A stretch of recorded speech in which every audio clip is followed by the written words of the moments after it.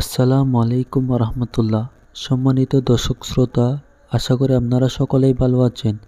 আজকের ভিডিওটি খুবই ইন্টারেস্টিং হতে চলেছে, তাই ভিডিওটি না টেনে সম্পূর্ণ দেখার আমন্ত্রণ রইল। আমার কয়েকজন ছোট ভাইয়েরা মিলে মহৎ একটি কাজের উদ্যোগ নিয়েছে। তারা এলাকার ছোট ছোট বাচ্চাদের এবং কিছু মুরব্বীদের জন্য একবেলা খাবারের আয়োজন করতে যাচ্ছে। যেই কথা সেই কাজ। তারা যা যা লাগে সবই বাজার থেকে কিনে নিয়ে আসছে, আর সেগুলো কাটাকুটা রান্না বান্নার দায়িত্ব পড়ে চাচাতো ভাই রিফাতের উপর। তাই সে তার দায়িত্বে লেগে পড়ে।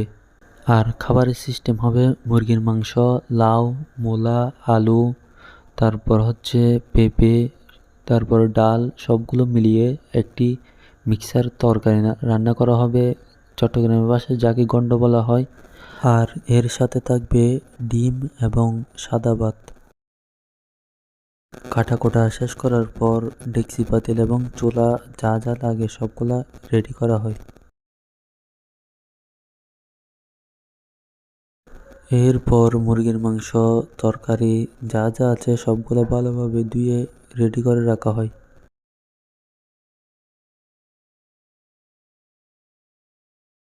এরপর মশলাপাতি যা আছে সবগুলো একটা বড় ডেকচিতে করে ভালোভাবে মিক্সার করা হয়।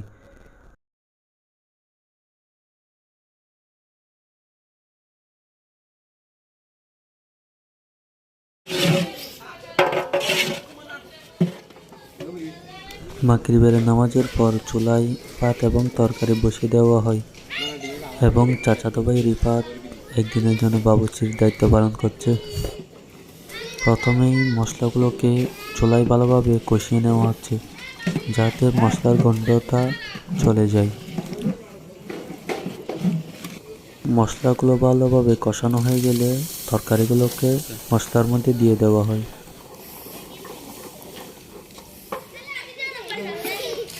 আর এছাড়া নামাজের আগেই আমাদের রান্নাবান্নার কাজ সব শেষ হয়ে যায়, খাবার দাবার সব রেডি।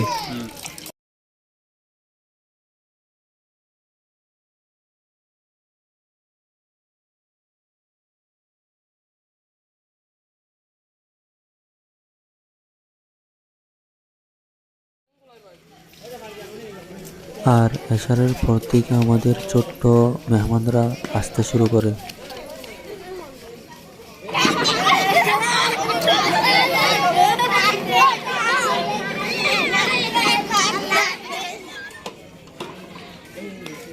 তাই আর দেরি না করে আমরাও আমাদের খাবারের আয়োজন শুরু করে দিই।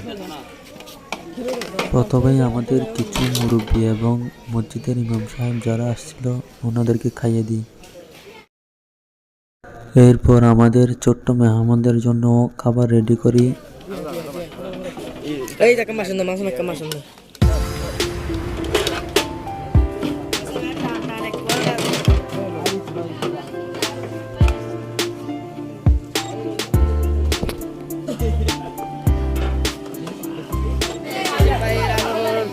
তারা খাবার পেয়ে অনেক খুশি।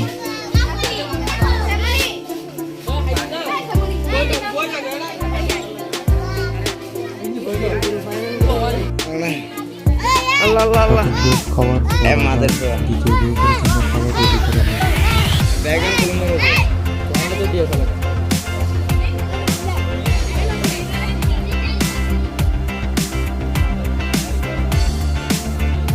আমাদের এখানে কিছু বড় ভাইয়া আসছিল, তারা খুবই লজ্জা পাচ্ছিল আর কি। আর এখানে অনেক মহিলারাও খাবার খেয়েছিল, যাদেরকে পর্দার খাতিরে ভিডিওতে আনা হয়নি আর কি। সবশেষে যে ছোট ভাইয়েরা খাবারের আয়োজন করেছিল তারা এখন খাবার খাচ্ছে।